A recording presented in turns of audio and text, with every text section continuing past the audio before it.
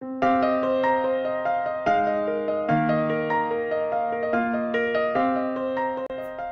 historia deja el registro de muchos hombres, muchas mujeres, y recordaba precisamente a una mujer de nombre Helen Keller.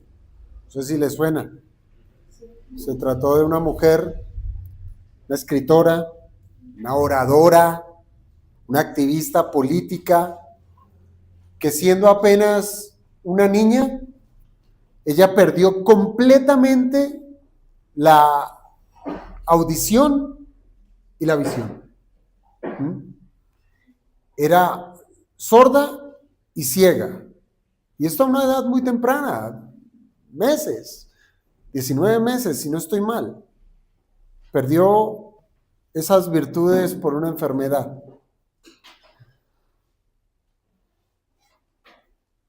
En cierta ocasión alguien le preguntaba a ella, ¿no es terrible estar ciega? Y ella respondió con una sabiduría que nos pudiera dejar perplejos. Ella respondió, es mejor ser ciego y ver con el corazón que tener dos buenos ojos y no ver nada. Claro, esta afirmación, hermanos, proviene de la experiencia humana y nunca este púlpito, con el favor de Dios, se va a prestar para predicar acerca de un hombre, pero yo creo que sí ilustra una realidad profundamente espiritual. ¿Cuál? Hermanos, que existen personas que, aún teniendo vista física, permanecen completamente ciegos para las cosas de Dios. Y eso sí que es grave. Y es precisamente, hermanos, a esa verdad a la cual quiero apuntar en esta mañana. Quiero que hoy estudiemos un versículo, una bienaventuranza, de esas que el Señor enseñó en aquel día donde se convocó mucha gente en un monte. Por eso se conoce como el Sermón del Monte. En Mateo 5, capítulo 8, el Señor dijo estas palabras: bienaventurados los de limpio corazón, porque ellos verán a Dios. Amado Dios, gracias te damos, Padre bendito, por este tiempo que nos concedes de poder estudiar tu palabra. Pueden ser dos cortas líneas, amado Señor, pero son dos líneas que reflejan tu poderosa obra en medio de criaturas caídas. Porque estamos hablando de razones veraces para lograr la verdadera felicidad. Y son razones que no se compran, que no están en la esquina. Son razones, son verdades eternas que proceden de ti. Es tu obra poderosa en vasijas de barro como nosotros. Ayúdanos hoy, amado Padre, a ser convencidos, nosotros los creyentes, a que nos has dado absolutamente todo lo necesario para poder contemplarte. Pero a la vez, Padre, hemos de rogar por aquellos que al día de hoy, aunque tengan sus ojos físicos a plenitud, oh Padre, viven en la miseria de tinieblas, que no pueden contemplar la gloria tuya. Así es que, amado Dios, hemos de rogar que este tiempo de predicación sea para edificación de tu iglesia y para la salvación de aquellos que hasta el día de hoy permanecen siendo enemigos tuyos. Oramos, Padre, en Cristo Jesús. Amén. Así es, amados hermanos. Esta declaración que nos presenta el Evangelio de Mateo, capítulo 5, versículo 8, en primer lugar, es una condición que es de orden espiritual. Sí, claro. El Sermón del Monte habla precisamente del carácter de quienes son los ciudadanos del reino de los cielos. Nos habla del carácter de quienes son hijos de Dios. Pero hermanos, no es ver únicamente lo externo, no es ver un hábito, no es ver la ética externa de alguien, sino que esto que nos presenta el Señor aquí en estas bienaventuranzas es lo que somos en Cristo Jesús. ¿Y qué es lo que nos dice? Que somos bienaventurados los de limpio corazón.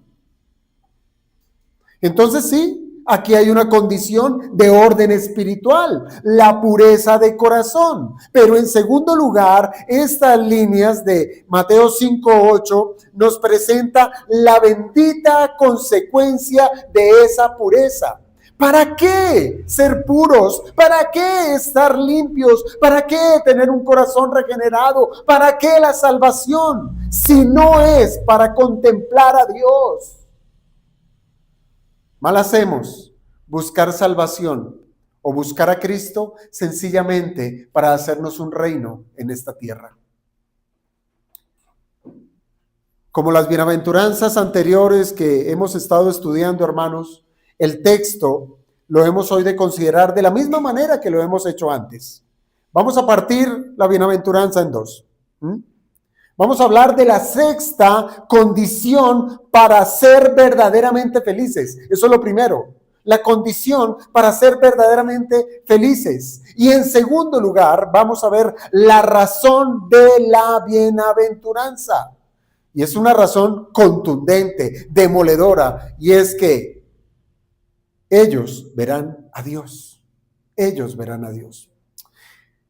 No quiero quedarme en una introducción larga, porque tengo harto por decir acerca de esta bienaventuranza. Así es que entremos en materia, hermanos. La sexta condición para ser feliz. Hablemos de ello, de la sexta condición para ser feliz. Y usted lo tiene allí en la escritura, en el versículo 8. Bienaventurados los de limpio corazón. Son felices los que tienen un corazón limpio. Eso es lo que nos está diciendo el texto. Y de entrada, hermanos, esto debe producir un gran gozo en medio de la iglesia. ¿Por qué? Porque es por sexta vez que el Señor está llamando a los suyos como bienaventurados. Nos dice bienaventurados. Es la sexta vez que nos está diciendo bienaventurados. Pero al mismo tiempo, hermanos, creo que estamos en la misma posición en la cual se encontró Moisés. ¿Cuál? ¿Se acuerdan de Moisés? Cuando estuvo frente a la zarza que ardía y no se consumía. ¿Se acuerdan? Estamos pisando, al igual que él, terreno santo. Tal cual. Hermanos, hay muchos hombres de Dios, hay muchos eruditos de la palabra que han manifestado que nadie podrá explicar el significado preciso de este versículo, porque es muy, muy profundo. Pero hermanos, debemos ser sumamente conscientes que esta verdad nos atañe a nosotros. Por tanto, que Dios nos ayude a comprender su palabra y que ésta pueda ser puesta por obra el resto de los días que nos queden sobre la faz de esta tierra. Así es que, amados, esa sexta condición para ser feliz, los limpios de corazón, nos muestran una realidad que todo creyente tiene. Ahora, Mateo utiliza aquí un calificativo muy interesante. Él dice, los limpios de corazón. La palabra griega utilizada para limpio es la palabra kataros. ¿Sí? En la literatura griega antigua, esa palabra era utilizada comúnmente para expresar limpieza en diferentes aspectos. Era usada en diferentes aspectos. Era utilizada para hablar de limpieza física, pero también era utilizada para hablar de una limpieza ética. Aún en medio de las religiones paganas, ese era el uso de esta palabra, limpio. Las mismas religiones paganas utilizaban esa misma expresión para referirse a pureza ceremonial dentro de sus cultos idolátricos. Hay una traducción de la Biblia, la traducción del Antiguo Testamento, que está en hebreo, traducida al griego, que se conoce como la Septuaginta, ¿sí? Entonces, esta nos ayuda mucho. ¿Por qué? Porque podemos buscar esa misma palabra griega, kataros, que significa limpio, la podemos buscar, radiar en el Antiguo Testamento, como para nosotros darnos una idea de qué significado tenía para los antiguos. Y es importante, hermanos, y me pareció sumamente interesante porque esa misma palabra kataros es traducida en la Septuaginta, que es traducida en nuestro español, de 18 maneras distintas. 18 maneras distintas. Entre ellas, no las voy a citar todas, entre ellas está íntegro, está brillante, está inocente, obviamente está limpio y está puro. Pero son 18. Es decir, eran 18 formas en donde era usada esa misma palabra en dos aspectos, hablando de lo ceremonial y de lo espiritual. Limpieza ceremonial y limpieza espiritual. Eso es lo que nos enseña el Antiguo Testamento. Por eso sí quiero, amados hermanos, que veamos un poco más de cerca en qué consistían esos dos aspectos. La limpieza ceremonial y la limpieza espiritual que el Antiguo Testamento nos propone. Ahora, entendamos una cosa. Quiero que veamos primeramente la limpieza ceremonial. ¿Por qué? Porque la limpieza ceremonial vino a ser la sombra, sí, era una sombra de lo que sería la obra de Dios en la limpieza espiritual. Y allí van a cuadrar muchas cosas que debemos conciliar del Antiguo y del Nuevo Testamento. Hablemos de la limpieza ceremonial. Hermanos, la limpieza ceremonial del Antiguo Testamento consistía, sí, en ceremonias, en ritos que eran lavamientos o rociamientos con agua que estaban, sí, acompañados de un contexto religioso. Pero, hermanos, esas prácticas, entienda bien, no eran simplemente rituales externos como sí ocurría en las religiones paganas, que lo hacían por hacer, es el rito y nada más. No. En el Antiguo Testamento, estas lavamientos tenían un entendimiento más profundo. Mire, para el pueblo de Israel tenían un significado de orden espiritual. ¿Sí? ¿Por qué? Porque enseñaban la gran necesidad que tenía el pueblo de presentarse limpio delante del Señor. No era sencillamente me lavo y ya, no. Era el propósito de presentarse en la mejor manera, de la mejor manera delante de Dios, puro, limpio. Por eso habían estos lavamientos y estos rociamientos. Un ejemplo de esto lo encontramos, imagínense dónde, en el libro de Génesis. Hagamos nuevamente el ejercicio, volvamos al libro de los orígenes, como hablábamos esta mañana. Vayamos a Génesis capítulo 35, versículo 2. Génesis 35, versículo 2. Aquí encontramos a Jacob y su familia saliendo de una condición en la cual era aborrecible delante de Dios, porque ellos estaban acostumbrados a la idolatría y una cantidad de cosas. Allí nos dice Génesis 35, 2. Entonces Jacob dijo a su familia y a todos los que con él estaban: quitad los dioses ajenos que hay entre vosotros. ¿Y qué más dice? Limpiaos y mudad vuestros vestidos. Claro, usted dirá, aquí no hay un acto, una ceremonia, un acto religioso como tal, pero sí hay una actitud de parte de aquel que era el líder de la casa, el patriarca de la casa, e insta a los suyos a que se limpien, a que se limpien.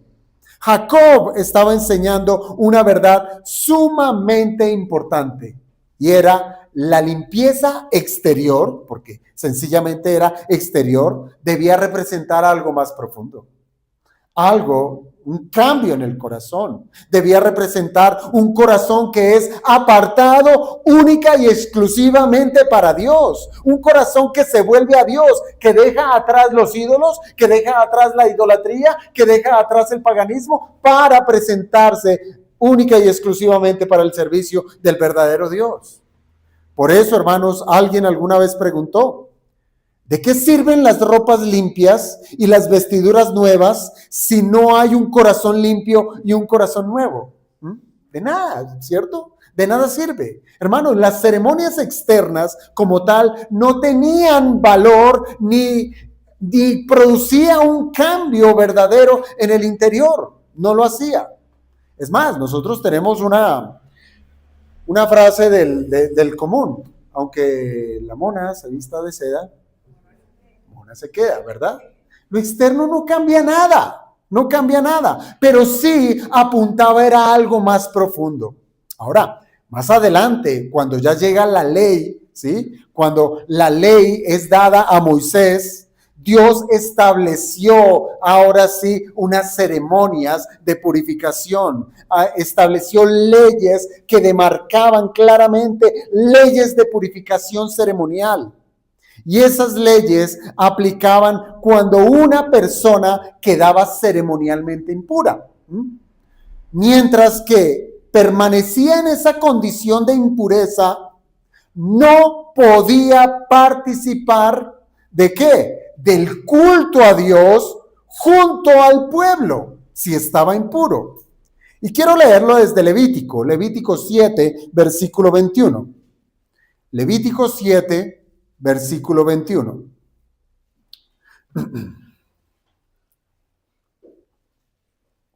Allí dice la escritura. Levítico 7, 21. Además, la persona que tocare alguna cosa inmunda, inmundicia de hombre o animal inmundo o cualquier abominación inmunda y comiere la carne del sacrificio de paz, el cual es de Jehová, aquella persona será cortada de entre su pueblo. Hermanos, esto era algo muy, pero muy serio delante del Señor. Venir contaminado delante del Señor, venir impuro delante del Señor, a presentar las cosas que son de Dios, esto significaba ser raído del pueblo. Era algo sumamente importante, significaba ser excluido de la adoración a Dios. Un ejemplo claro de estos asuntos es el caso de los leprosos, ¿cierto?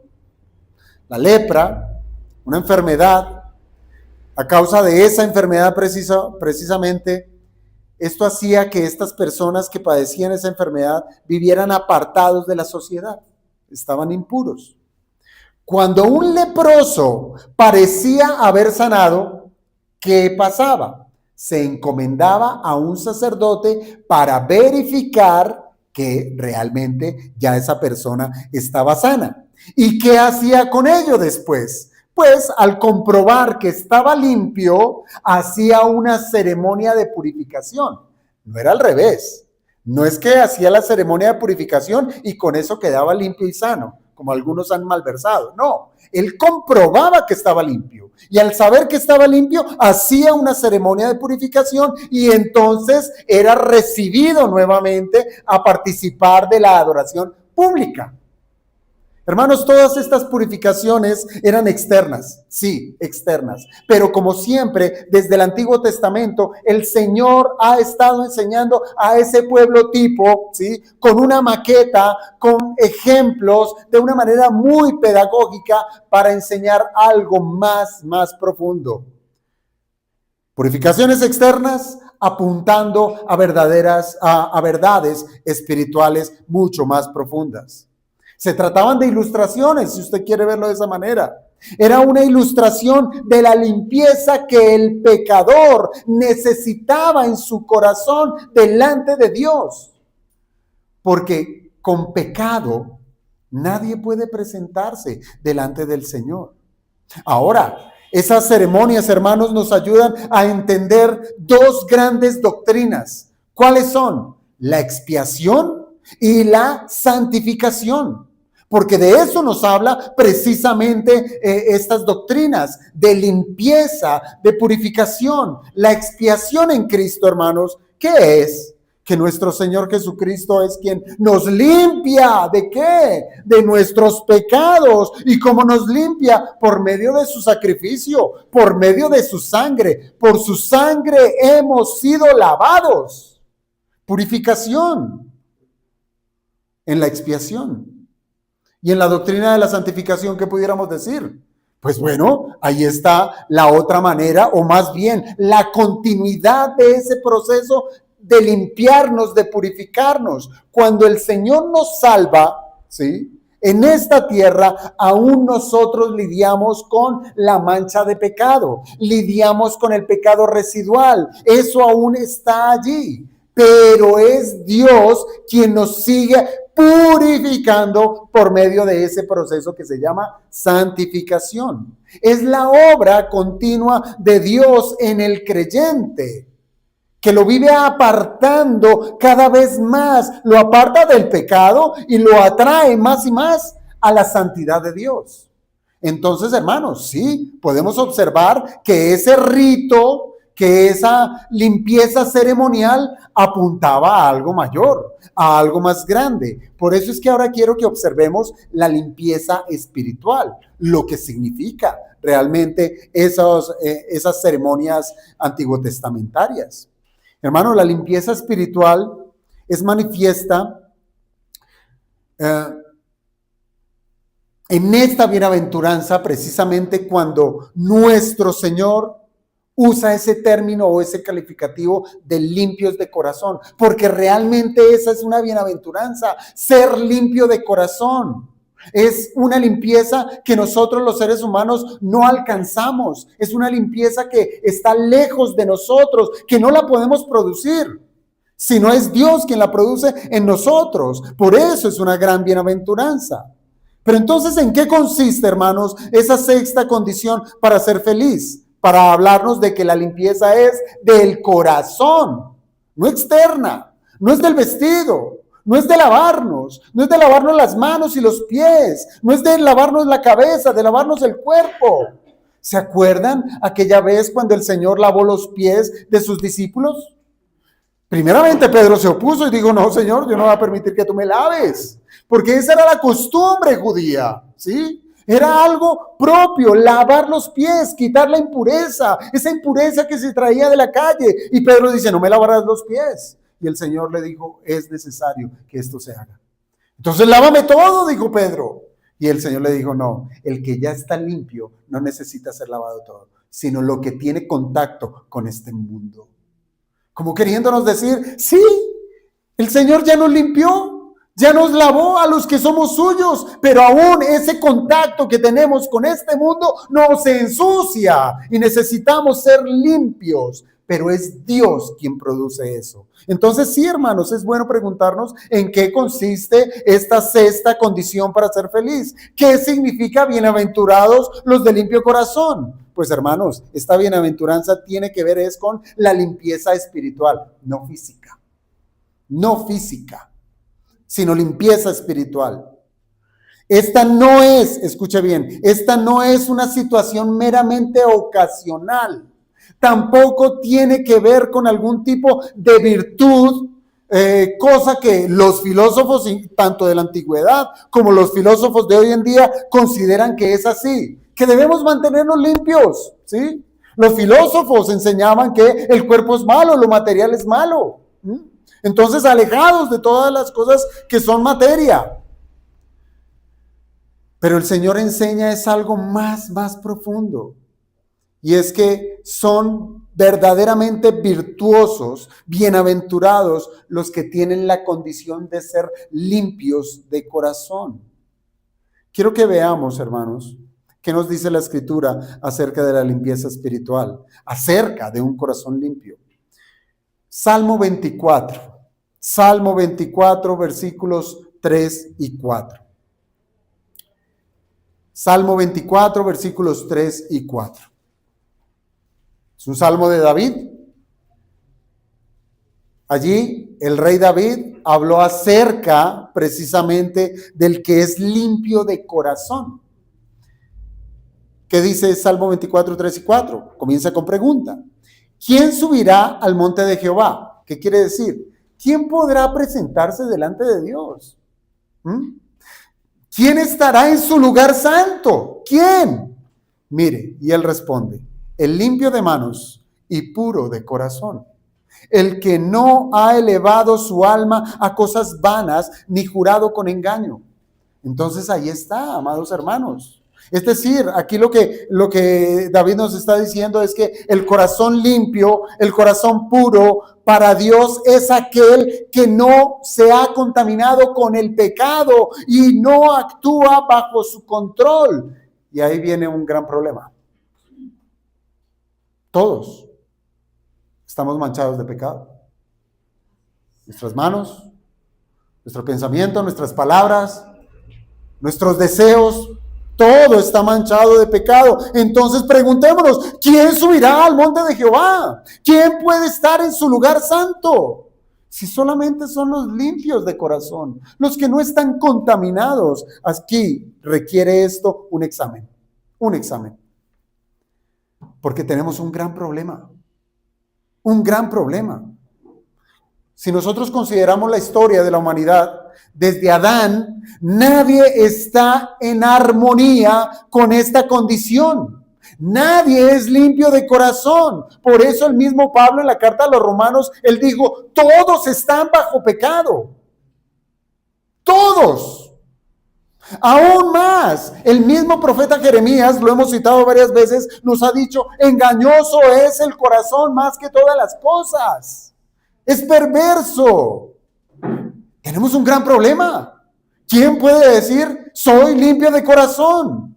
Hermanos, esa consideración se ha heredado de generación en generación hasta nosotros. Somos pecadores, estamos manchados, estamos impuros. Cabe resaltar, amados hermanos, que nosotros no somos pecadores, porque pecamos. Y eso lo veíamos los jueves, los 2 últimos jueves. Porque no podemos atribuirle a nadie que diga, no, pero ese niño, ese bebé tan inocente que es, no ha cometido ningún pecado, entonces él merece. No merece nada, solamente la justicia del Señor. Si nosotros pecamos, es porque nuestra naturaleza está inclinada única y exclusivamente a pecar. Pecamos porque somos pecadores. Somos pecadores. Y si hemos de mirar un patrón perfecto de quién tiene un corazón puro, un corazón limpio, solo Cristo. Solo el Señor Jesucristo es santo, solo el Hijo de Dios, de quien la Escritura dice, no hizo pecado, ni se halló engaño en su boca. Solamente el Señor Jesucristo es limpio en perfección. Hermanos, esta es la situación nuestra. Nuestro corazón, a la luz de la Biblia, frente a este espejo que se llama Biblia, palabra de Dios, el problema es que nos vemos allí y ¿qué encontramos? Pecadores. Somos pecadores. Todo nuestro ser está dañado. Todo nuestro ser está contaminado. El corazón aquí en la Escritura es presentado como ese lugar en el cual todo nuestro ser se puede ver reflejado en la parte espiritual. Piense una cosa. Mire el Salmo 62, versículo 10. Salmo 62, versículo 10.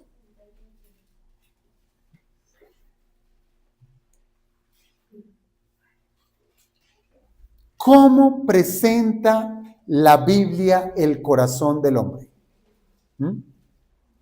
Allí el salmista hace una advertencia. Él dice, si me aumentas las riquezas, si se aumentan las riquezas, no pongáis el corazón en ellas.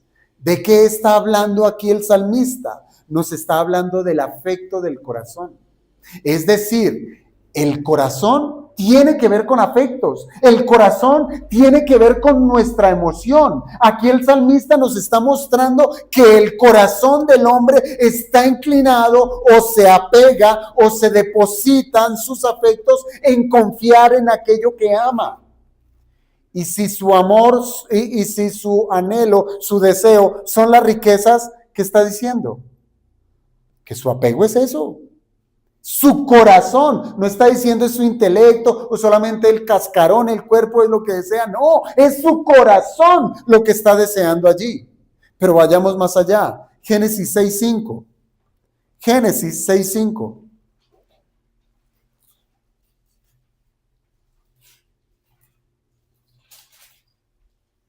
Allí dice, todo designio de los pensamientos del corazón de ellos era de continuo solamente el mal. ¿Qué nos está diciendo aquí la Escritura?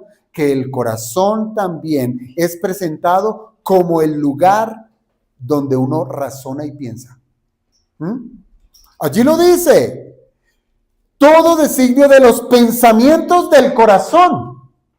¿Sí? El corazón siente, el corazón desea, el corazón piensa. Y aquí lo que nos está diciendo Génesis es que el corazón no solamente siente, sino que también piensa y planea y razona el mal.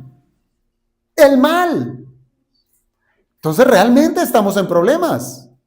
Pero veamos uno más. Salmo 119, versículo 2. Salmo 119, versículo 2. Dice la Escritura, bienaventurados los que guardan sus testimonios y con todo el corazón le buscan. ¿De qué nos está hablando aquí? ¿Qué característica tiene el corazón en este versículo 2 del Salmo 119? Nos está hablando de la voluntad. El corazón es el asiento de nuestra voluntad. Desea, razona y tiene voluntad en las decisiones de los hombres. Así es que aquí nos presenta, claro, de manera positiva que buscar a Dios con todo el corazón implica una determinación interna, una determinación de la voluntad que ha sido dirigida hacia el Señor, a obedecerle y a entregarnos a Él. Entonces, si usted lo ve de manera negativa, nuestro corazón es lo más íntimo de nuestro ser. Y es por causa del pecado que se convirtió en la fuente de todo mal. Todo está dañado. Si el corazón está dañado, todo está dañado. Por eso el Señor Jesucristo dijo, del corazón del hombre, mire, de ese corazón que desea, de ese corazón que razona, de ese corazón que decide porque tiene voluntad, del corazón del hombre que salen malos pensamientos, adulterios, fornicación, homicidios, hurtos, avaricias, maldades, engaños, lascivia, envidia, maledicencia, soberbia, insensatez. No es una lista completa.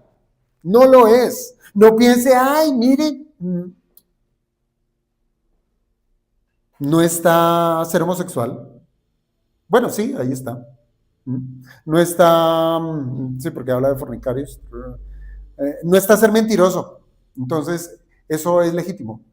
No, no es una lista completa, pero sumamente amplia para decirnos que nuestro corazón, el corazón del hombre, es una fuente de maldad. Un corazón que está dañado, un corazón que está impuro. Hermanos, hay aquellos que no manifiestan abiertamente su perversión. Es verdad, ¿sí? No la manifiestan abiertamente.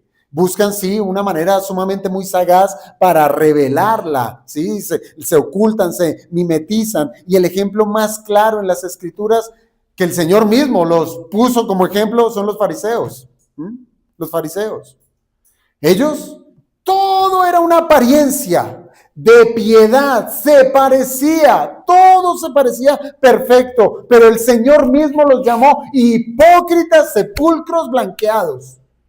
¿Por qué? Porque por fuera se veían hermosos, pero por dentro estaban llenos de muerte y de inmundicia. ¿Qué es lo que hay por dentro? El corazón. el corazón. Ellos se consideraban a sí mismos como superiores tanto en conducta y santidad sobre sus hermanos judíos. Y ellos pretendían incluso alcanzar la justificación delante de Dios por medio de su esfuerzo. Y hoy no es muy diferente, hermanos. No lo es. El hombre ha pretendido buscar a Dios por sus propios medios, teniendo un corazón completamente sucio, contaminado. Quieren incluso acallar sus conciencias. Quieren incluso dar lugar a diferentes tipos de ritos, de cultos. E incluso crean dioses a su medida con el único propósito de aparentar algo que no hay en su corazón. Alguna vez leyendo a Spurgeon, él usó varias ilustraciones acerca de esta impureza del corazón y quiero compartírselas en este momento. Abro comillas. Él decía: tomen, por ejemplo, al avariento y pronto descubrirán que no existe otro polvo que ciegue tan eficazmente como el polvo del oro.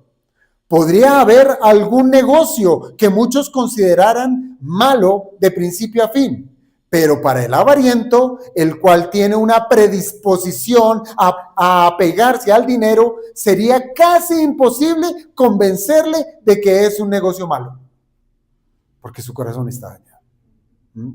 Hermanos, es sumamente interesante lo que aquí expresa este predicador. ¿Por qué? Porque él presenta el pecado como algo que enceguece. Y esta es una verdad, una gran verdad en la Escritura. Y fijémonos en la bienaventuranza. El gozo producido por ser limpio, por ser puro de corazón, está relacionado directamente con ver a Dios. La impureza produce ceguera espiritual, dicho de otra manera. Los impuros de corazón nunca verán a Dios. Entonces, volvemos al punto. Tenemos un problema. El problema es el corazón. Y un corazón sucio, ¿cómo podemos resolver esta situación para poder ser llamados bienaventurados? ¿Qué hacemos? ¿Una cirugía corazón abierto? Todos, próxima semana, bisturí. Biblia no, bisturí. Vamos a abrirnos el pecho y a cambiarnos de corazón. Bueno, traiga su corazón, cómprelo. ¿Sí? Aquí no se lo damos. ¿Cómo podemos resolver esa situación? Hermanos, nuestro corazón no tiene arreglo. No tiene arreglo. Ese es el gran problema. Es necesario, sí, uno nuevo, no por Temu. No lo busque por allá. Necesitamos un corazón que haya sido regenerado. Es decir, hecho de nuevo, ¿sí?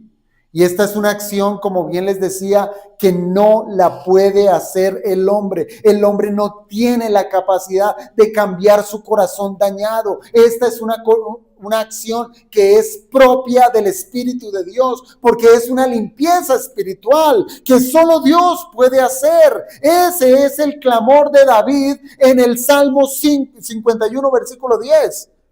Cuando él dijo: crea en mí, oh Dios, un corazón limpio y renueva, tú renueva un espíritu recto dentro de mí.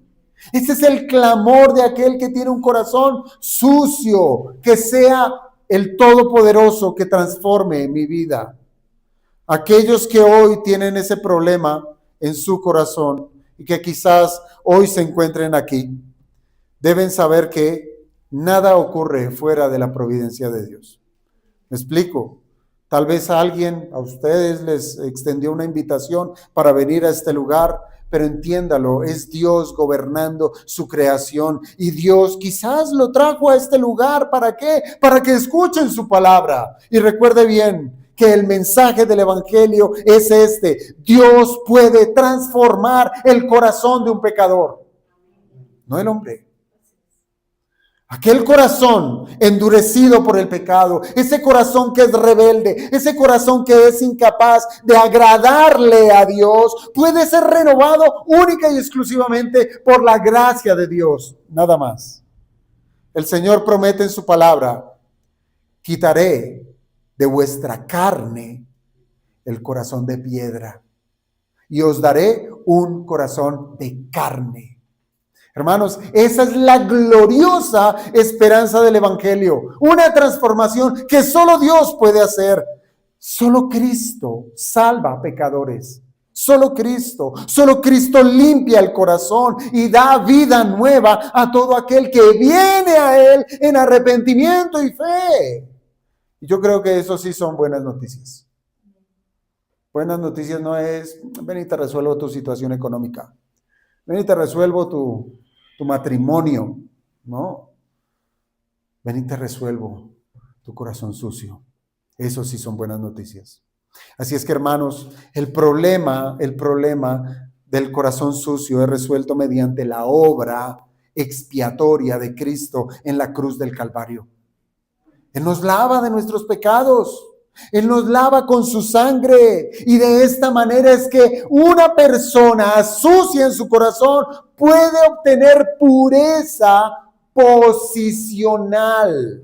¿Por qué? Porque en Cristo somos declarados justos, ya no debemos nada. Somos justificados, somos declarados limpios delante de Dios, el Padre.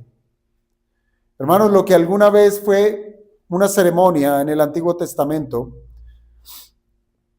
un acto externo, ahora ha venido a ser la obra perfecta de Cristo para darnos la gracia, para darnos la purificación de nuestro corazón por medio de la fe. Y esa pureza la recibimos ¿cuándo? Cuando creemos en Él. No hay que pagar, no hay que ir a un lado, ir al otro, hacer sacrificios, nada. Solamente el que se acerca confiadamente delante de Cristo y confía en su obra. Por eso, hermanos, nosotros debemos reconocer que en el plan de Dios, esa pureza que Él da, hermanos, no significa que nosotros automáticamente quedamos convertidos como seres impecables. Es decir, que no volvemos a pecar. No. Aún siendo perdonados, siendo lavados, posicionalmente limpios en Cristo, aún vivimos con esa vieja naturaleza que nos insta, nos presiona, nos tienta, nos invita a pecar. Y eso es lo que nos hace ensuciar nuevamente las vestiduras blancas que nuestro Señor nos da. Pero ¿sabe una cosa? Que al ser limpios en Cristo, podemos experimentar algo que no teníamos antes. ¿Sabe qué? Que nos da asco ensuciarnos.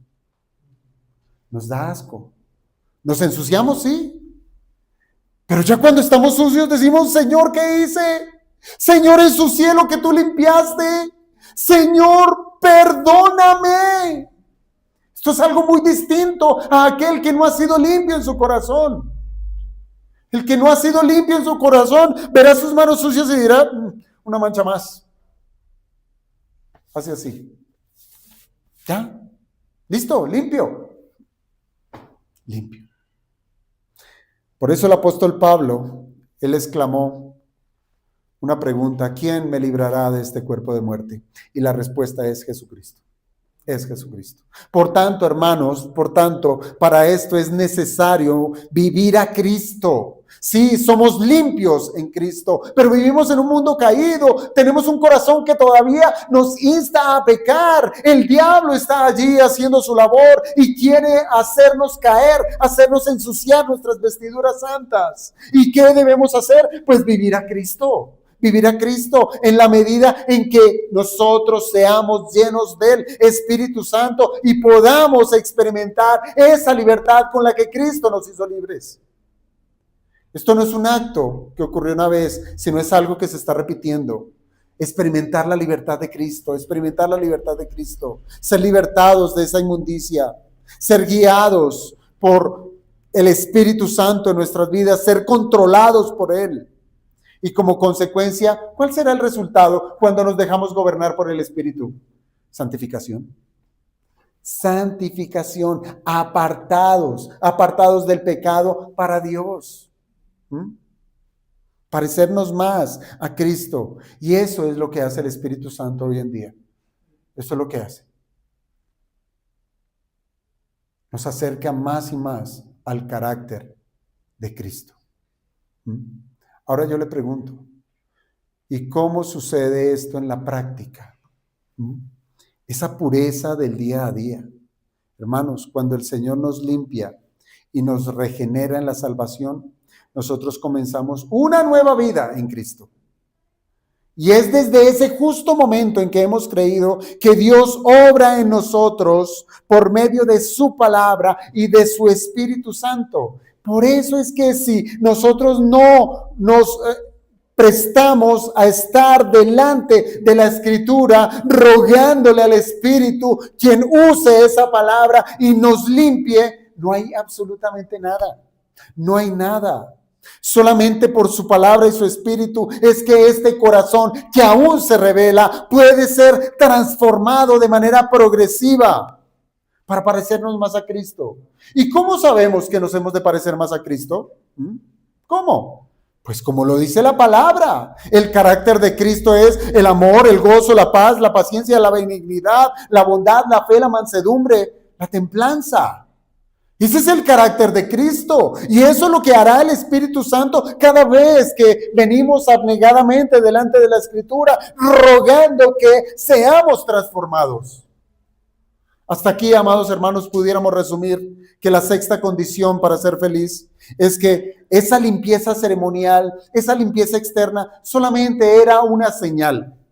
Era una marca, era una muestra que apuntaba a algo sumamente profundo y es a la limpieza espiritual. Y es allí donde nosotros, los creyentes, solamente los creyentes podemos decir, bienaventurados los de limpio corazón. Solamente, porque verdaderamente hemos sido limpiados en Cristo, por Cristo. Ahora, ¿uno qué esperaría de aquel que ha sido limpio de corazón? Que no se va a contaminar con el pecado, ¿cierto? Que no va a actuar bajo el control del pecado. Aquel que es limpio de corazón es consciente de que ha sido limpiado su corazón y que solo es posible porque Dios lo ha hecho posible. Y por tanto va a cuidar lo que Dios ha hecho. Bien se nos manda en la Escritura que debemos cuidar de nuestra salvación. Entonces, podemos decir, ¿somos bienaventurados los de puro corazón? Sí, solamente si hemos creído en Cristo Jesús. Nadie más. No ha sido una religión, no ha sido una ceremonia, no ha sido, ¿qué es que yo me bauticé en el Jordán? No, yo lo hice en el Éufrates, en el Tigris, etcétera. No es eso, no es eso. Es que cuando chiquito me echaron agua, que cuando grande, que yo fui 7 veces y volví. No es eso, en lo absoluto. Es la obra de Dios en el corazón nuestro. Solamente ellos son los bienaventurados, los limpios de corazón. Pero déjenme cerrar, hermanos, de una manera muy, muy rápida, hablando de la razón de esta felicidad. La razón de esta bienaventuranza yo creo que es sumamente clara y a la vez gloriosa. Y es que Cristo mismo declara en la segunda parte de Mateo 5:8, porque ellos verán a Dios. Y esto es importante, hermanos. ¿Por qué? Porque aquí también nos vemos nosotros confrontados. ¿Qué significa ver a Dios? ¿Qué significa ver a Dios?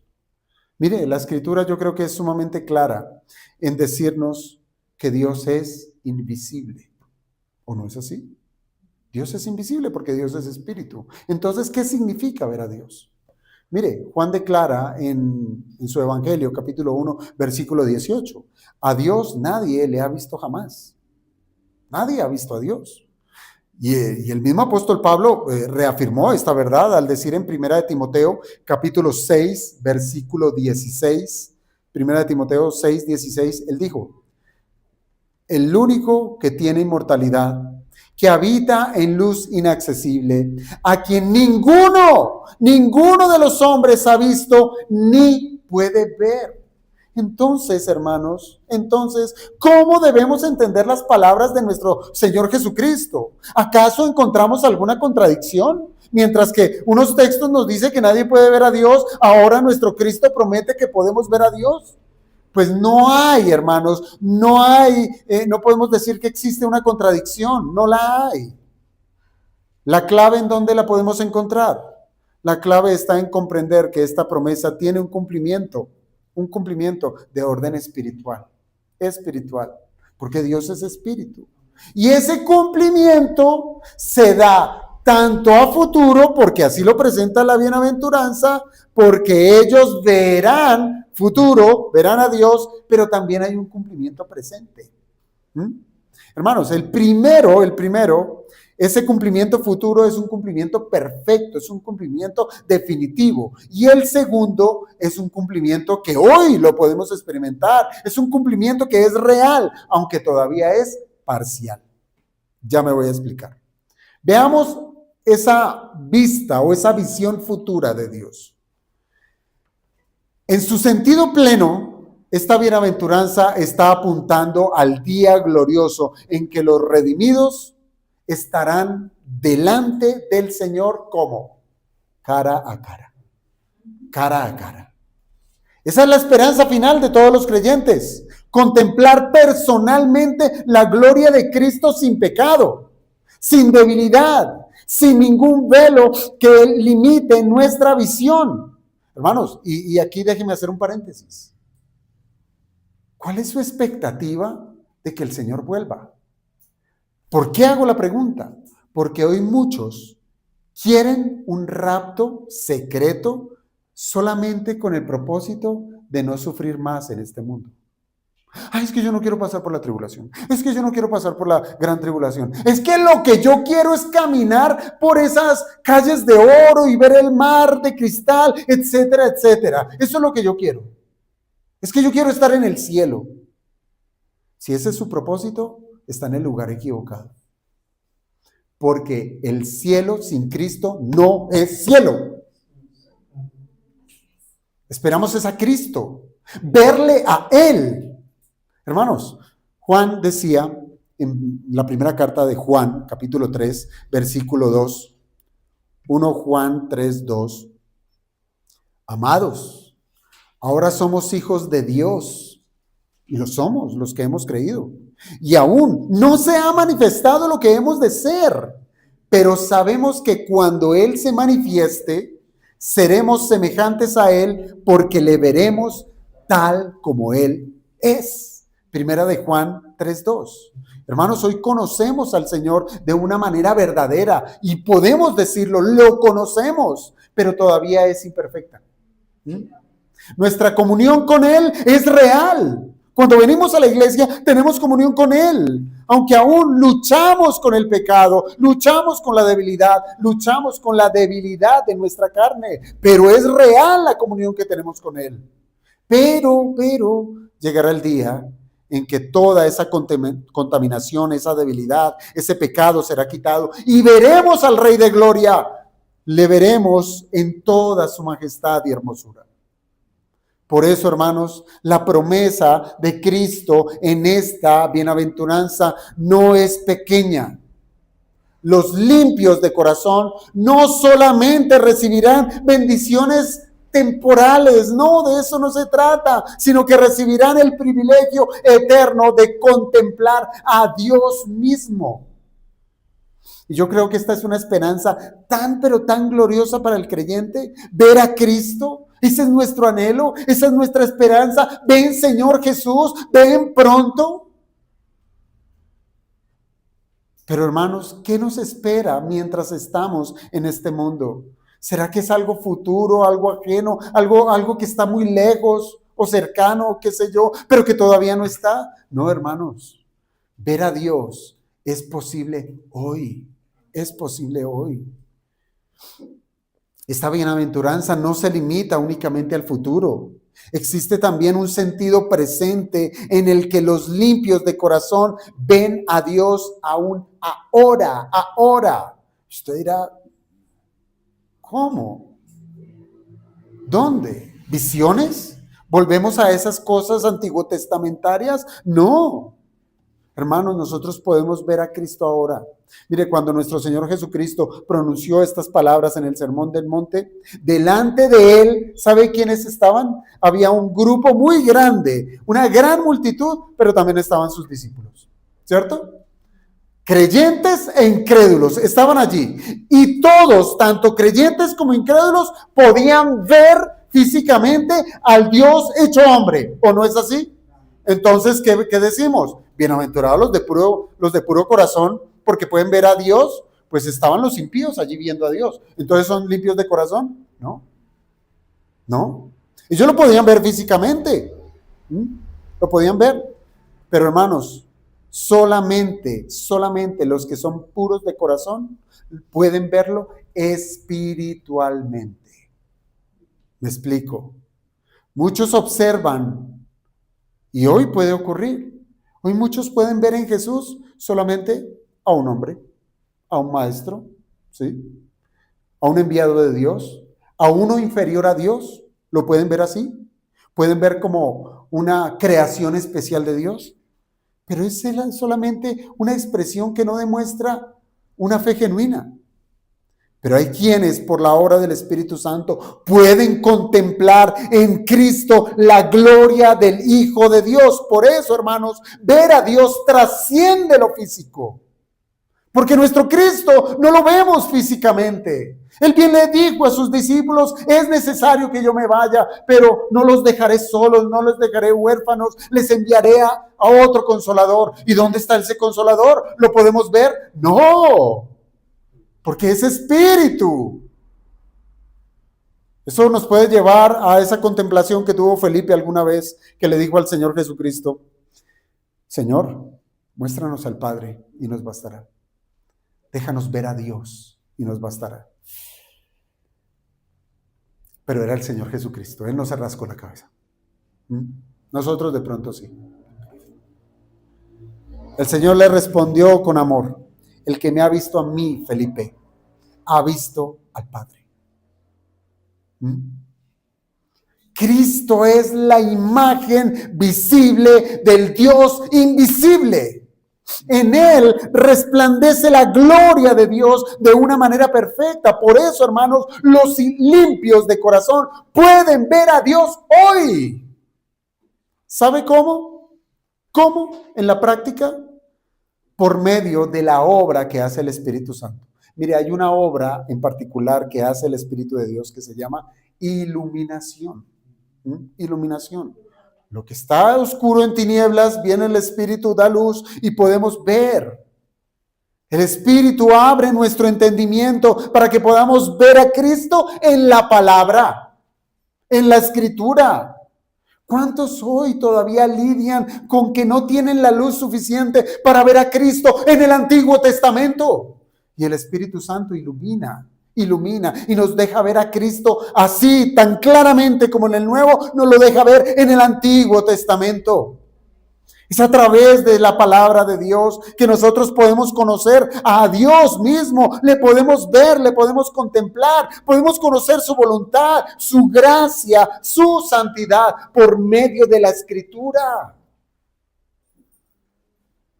Cada exhortación, hermanos, cada promesa y cada verdad bíblica, ¿sabe a qué nos conduce? A estar presentes de la gloria de Dios. Siempre que vamos a la Biblia. Es como lo escribió Pablo en la segunda carta a los Corintios, capítulo 3, versículo 18. Segunda a los Corintios 3, 18. Él dijo, por tanto, nosotros todos, ¿hablando a quién? A la iglesia, ¿sí? La iglesia local en Corinto. Todos nosotros, mirando a cara descubierta, ¿sí? Ya no por detrás de un velo, ya no como le ocurrió a Moisés que tuvo que estar con un velo. No, ya no sino con cara descubierta, como en un espejo, la gloria del Señor. Somos transformados de gloria en gloria en la misma imagen, como por el Espíritu del Señor. Segunda a los Corintios 3:18. Ahora entienda, usted se para hoy delante de un espejo moderno y usted ve con nitidez. En tiempo antiguo era un metal pulido. Pero ahí, ¿quién se veía? ¿El cristiano qué veía en ese espejo? Pues su reflejo, ¿sí?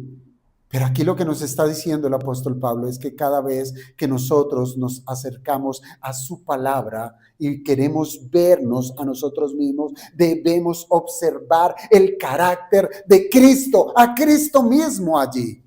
Entonces, podemos ver a Dios por medio de su palabra, por medio de la acción iluminadora del Espíritu de Dios. Pero también podemos ver al Señor Jesucristo en la comunidad de la iglesia.